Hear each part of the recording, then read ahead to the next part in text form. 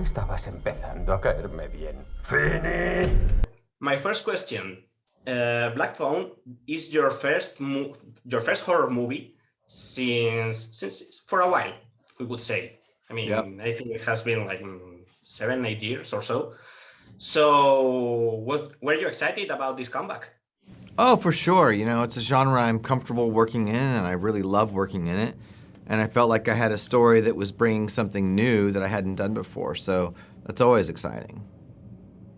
Correct me if I'm wrong, but I think this is your first movie, actually. Yes, it's my first. So, how has it been the experience? Because you're starting with a horror movie, which is kind of... Yeah, I mean, I was going into it, I wasn't sure if it was going to be fun or scary to film, but yeah, it was super fun to film everything, and I've always loved horror movies since I was young, so, you know, getting to do this was definitely something special for me. I wouldn't have even guessed it was his first film. He did such an amazing job, and it was such an honor getting to work with him.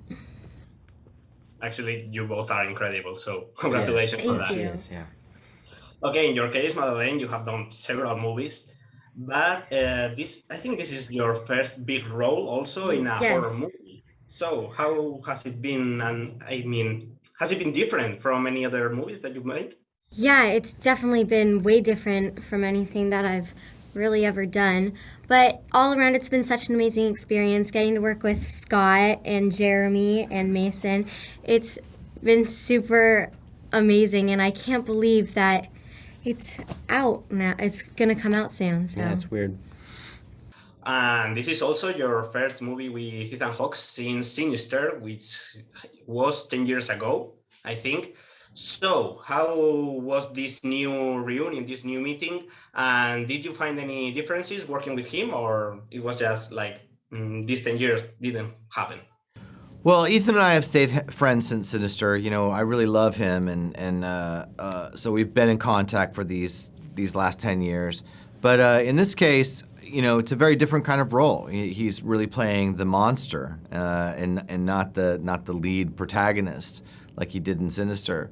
What was surprising to me about it was that on this movie, I had to give him very little direction. You know, I gave him a lot of direction on Sinister, on the first movie, but on this movie, he really understood the role. He showed up prepared, and he kind of opened the grabber up for me as the director. I wrote the role, but I got to watch him portray this monster in a way that was really wonderful, kind of unexpected, very three-dimensional.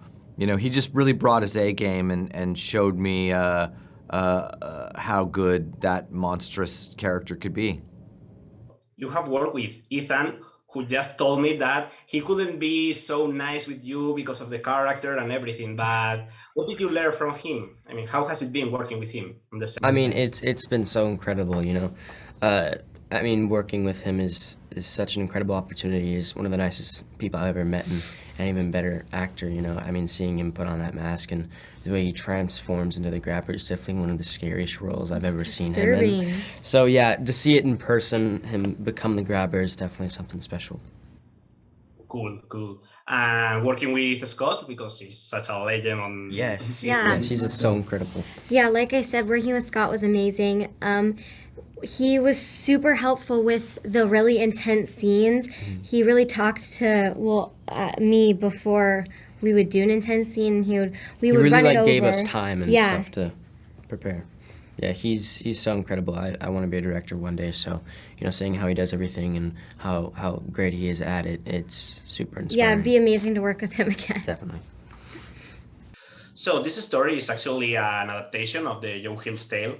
So I would like you to explain me, how did you find it, and when did you decide that you had to make a movie about it? You know, what did you find attractive about it? Well, I found the book like 14, 15 years ago when it was first published. I just wandered into a bookstore and I went to the horror section, and it was in the new horror books section. And I didn't know who Joe Hill was. Certainly didn't know he was Stephen King's son. Nobody did at that time. And I picked up the book, and it was a book of short stories called 20th Century Ghosts. I read the first short story, which was called Best New Horror, and thought it was amazing. So I bought the book, took it home, read the whole thing, but the short story of the Black Phone always stood out to me as a great movie idea. And so over the years, I oftentimes thought about trying to get the rights to it and try to adapt it and turn it into a movie, but the timing was never right. And after I stepped off working on the Doctor Strange sequel, I found myself in an interesting place where I had been in therapy, talking a lot about my own childhood, dealing with a lot of the trauma and violence of my own childhood experience. And I thought, well, what if I took that and I blended that with Joe Hill's short story, The Black Phone? I thought, that's an interesting idea for a movie. And I'd become friends with Joe by this time, so I just went to Joe directly and I said, hey, can I have that short story and make a movie out of it? And he said, sure, let's do it. And it all happened very fast. What was your first thought when you first received the script and you read it? Me and my mom read it together, and we were so scared. But when, like, the jump scares, we pictured it in our heads while we were reading it, and we were on the edge of our seats the whole time. It was so exciting. And then getting to see it in an actual theater, because me and Mason saw it in a private screening the second time. It was so amazing, but we still got scared, even though we knew it was going to happen. Yeah, we knew a jump scare was coming, but yeah, it still scared us. But yeah, I also read the script with my mom and my dad, and I remember a part that I can't really talk about that definitely surprised us in the film nearing the end, and that's probably one of my favorite surprises in the film. But yeah. ¿Te gustaría ver un truco de magia? Sí.